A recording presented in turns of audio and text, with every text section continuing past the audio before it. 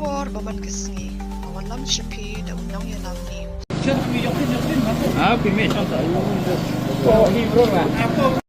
kumbang ong mene lara kison dan kinokam makitkan kunit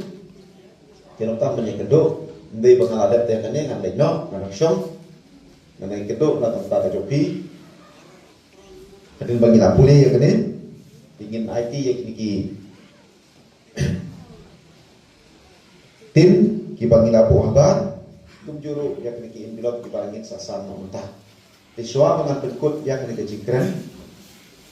hal kini kebor ke pemenda ngakwa yang isnong kitau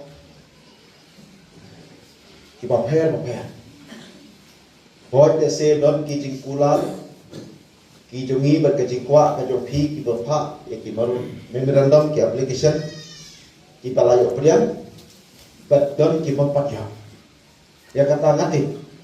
don ki palayo bet don ki mempat kito ki mempat wat sutu bakla ba piong bangin ketat dan ingin ai nak ketat jopi ndai ko kata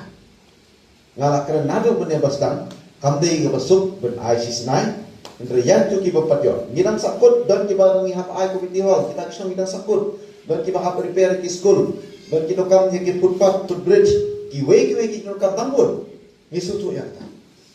Hendrai wan sutu bakla mapi ki no ilam bagi ketat na kapang jopi ngiken maulud ngalales ngalalum ni meeting hange po wakajihi yang kison paper, yang unit paper, yang kecingson kami jopi. Nalalis tu, tambah, soba penyesalan. Baka tu kecingnya kedua kejungi, itu kecinon kami jopi, hakoi kasni. Kumbang kini kiwe kisnom kilayo apa dia? Hiru pinyayo. Sakoi kekuat penyetu di pihak mereka puan. Hoi, nak kalian kejungi. Nyisam iki skim play iki skim oper ndre kibun pa kibagi nang don kata kejiksa kejing angnot kejungi kubalong kasurok nang ni napo wakaji siapo radikon katuru nakwa abni itu ipi ndai bangasong kleti na kapor na kalian bedongaru ngayai putin bagi kerman scam hakui kasih kejing angnot kejong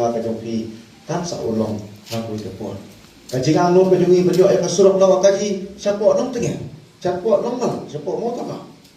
Hari katuru kadang kejing kumbang kinong song kila tip, ndai banga klub lum berkembang, ngalalum berkinong ilam song turu, mandidon ya kejing bangi patio ya ke emosi, napo kata sosial dan IT shopping di kumbang ikwa lagi yo untuk kamu ingin perlu ya ka skimpi ang jiswa. Katur ginang saput.